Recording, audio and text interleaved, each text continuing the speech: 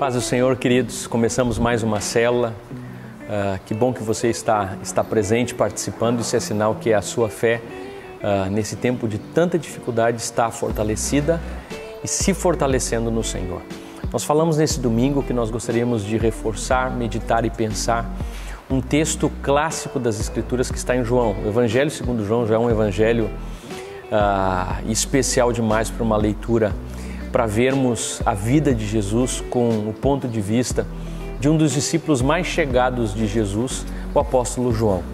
Mas João capítulo 6, depois da multiplicação de pães, do convite dos discípulos, um grande grupo de discípulos de Jesus, para que Jesus continuasse fazendo milagres, Jesus começa a mudar o teor do seu discurso e começa a falar sobre a sua morte, começa a falar sobre que os seus discípulos comeriam a sua carne, beberiam do seu sangue, e rejeita o convite da multidão para que Jesus fizesse como Moisés fez no passado, de fazer descer pão do céu, se referindo ao maná. Você pode ler depois todo o capítulo 6.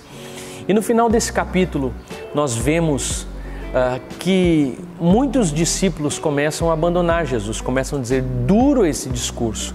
Outros começam a rejeitar a afirmação de Jesus de que Ele é o pão da vida, de que Ele é o Filho de Deus, de que Ele é o pão vivo que desceu do céu e que para receber Deus é necessário receber Jesus, o Filho de Deus.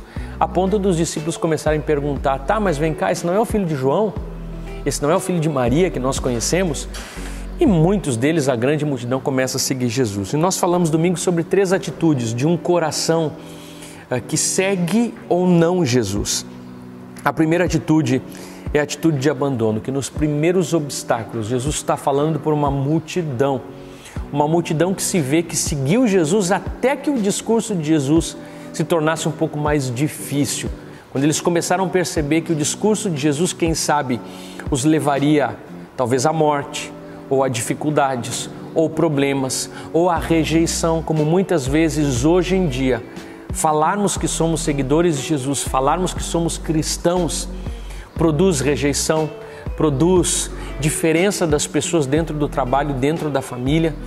E uma multidão, quando viu que o ministério de Jesus não eram somente curas e milagres, mas era necessário pagar um preço, essa multidão percebeu que estava seguindo Jesus por causa daquilo que Jesus podia oferecer, mas não estavam dispostos a entregar alguma coisa para Jesus. E Jesus não pede só alguma coisa. Jesus se recusa a caminhar com a gente entregando a vida dele, a não ser que nós entreguemos também a nossa vida toda nas mãos do Senhor. Caminhar com Jesus sem cruz não é caminhar com Jesus. Por isso, muitos dos que estavam seguindo Jesus, discípulos de Jesus que seguiram Jesus por um tempo, quando começaram a entender o discurso completo de Jesus, o discurso de sofrimento, começaram a abandoná-lo. Nós precisamos entender que esse texto acontece. O texto diz, o apóstolo João diz que eles estão em Cafarnaum, talvez numa sinagoga, na sinagoga de Cafarnaum, e acontece na Páscoa, antes da Páscoa da entrega de Jesus. Então, nós estamos saindo do ano de popularidade e começando o ano da paixão, o ano do sofrimento de Jesus, onde Jesus já não passa a ser aquele tão popular, mas passa a ser aquele que está sendo perseguido pelos religiosos judeus, que começam a entender o teor do seu ministério, o teor da sua palavra, a centralidade da salvação em Jesus, o Nazareno, Jesus de Nazaré, Jesus, o filho de Maria, o filho de Deus, mas para os homens o filho de José. O Jesus, conhecido de todos, conhecido da vizinhança, quando ele começa a dizer, eu sou filho de Deus, vocês precisam crer em mim, eu sou o pão da vida. E daí para frente ele começa a ser perseguido. E nesse tempo de mensagem, nós vemos uma multidão se afastando de Jesus, da mesma maneira da multidão que hoje em dia conhece Jesus, mas com a mesma facilidade que se entrega para Jesus, volta para as antigas coisas e para a velha vida e abandona. A palavra diz que Jesus ficou com 12. E o texto base para isso que nós estamos falando está em João 6, 66 e 71. Daquela hora em diante, muitos dos seus discípulos voltaram atrás e deixaram de segui-lo. E Jesus pergunta aos 12, vocês também não querem ir? Simão Pedro lhe respondeu: Senhor, para quem iremos? Tu tens palavras de vida eterna. Nós cremos e sabemos que és o Santo de Deus. Então Jesus respondeu: não fui eu que os escolhi, os 12? Todavia um de vocês é um diabo. Ele se referia a Judas, filho de Simão Iscariotes, que embora fosse um dos 12, mais tarde haveria de traí-lo. Jesus termina dizendo que foi ele que escolheu os 12, foi ele que escolheu os verdadeiros discípulos, e não os verdadeiros discípulos que escolheram Jesus, mas Jesus os escolheu, assim como ele me escolhe e assim como ele lhe escolhe. Mas entre esses 12 tinha um que Jesus diz que é um diabo, e ele está se referindo àquele que demonstra o coração da segunda atitude, a atitude daqueles que não só abandonam, mas permitem que a sua fé seja deteriorada dentro do coração. Permite que as suas convicções se deteriorem, assim como Judas fez. Porque a vida nem sempre envolve a alegria, a festa, mas muitas vezes envolve um perigo.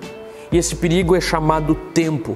Os anos podem ser cruéis, podem fazer desaparecer os nossos ideais, o nosso entusiasmo, os nossos sonhos e lealdades. Pode nos deixar com uma vida que diminui em vez de crescer.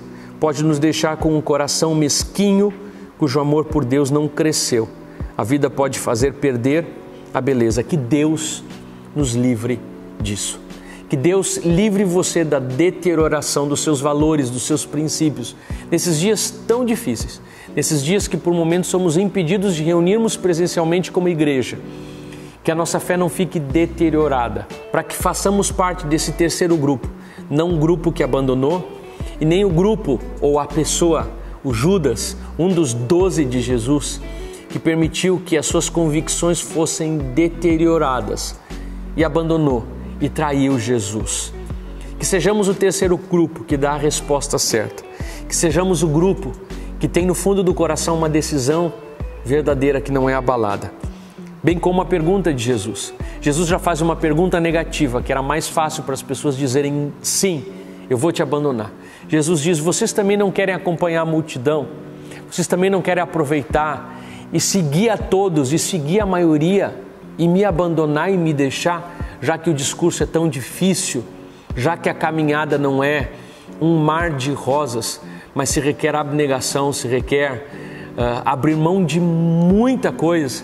E Pedro, como sempre, toma a iniciativa. E na sua maneira de ser, ele diz: Senhor. Eu creio que a reflexão de Pedro não diz respeito a um conhecimento profundo, a um entendimento de tudo que Jesus falou. Porque o discurso que João revela em João 6 é um discurso difícil, um discurso denso. Se você escutar mais de 70 versículos, esse capítulo comprido do Evangelho segundo João, que você pode ler aí na célula ou depois na sua casa. E parece que Pedro não tenha entendido, parece que Pedro não entendeu todo o discurso. Mas ele recorre a uma palavra de Jesus, quando Jesus diz que a palavra dele é espírito e vida. E Pedro faz uma reflexão pessoal de Jesus, porque ele tinha um relacionamento pessoal com Jesus. E ele pensa, imagino que rapidamente, isso é coisa da minha cabeça, da minha imaginação, que Pedro pensa para onde ele poderia ir, quem poderia ser seu Salvador. Quem faria o que Jesus fez com ele? Quem daria a Pedro o valor que só Jesus deu? Os sacerdotes não, os fariseus não, João Batista já não estava mais. Quem faria isso? Só Jesus. Só Jesus. Por isso Pedro diz: Senhor. Ele responde com outra pergunta: a quem nós iremos, se só tu tens palavras de vida eterna? A reflexão da célula é que nós possamos conversar e pensar sobre o que Jesus já fez na minha vida, o que Jesus já fez na sua vida, o que Jesus já tem feito por nós. E partindo dessa reflexão, possamos abraçar Jesus e possamos dizer: Jesus, eu não te solto por nada. Jesus, eu não viro as costas para ti por nada, porque tu me deu valor, porque tu me deu honra, porque tu me deu vida, porque tu restaurou minha família, porque tu restaurou a minha honra que estava perdida. Se nós pudéssemos imaginar onde nós estaríamos sem Jesus, se eu pudesse imaginar o que seria de mim, eu nasci num lar cristão e a minha vida está alicerçada na palavra de Deus e nos valores do Evangelho. A minha família foi aí alicerçada, quem sabe a sua família também, o seu casamento, a estruturação da sua vida nesses últimos anos, ou quem sabe meses, e você já tem visto o que o Senhor fez e o que o Senhor tem feito pela tua vida. A palavra diz: toda dádiva e dom perfeito vem do alto. E essa é a nossa reflexão nessa semana, que nós venhamos lembrar que se existe alguma coisa de valor, se existe alguma coisa que vai durar eternamente, ela vem na minha e na sua vida através das mãos do nosso Deus e através da confissão em Jesus como único e suficiente Salvador.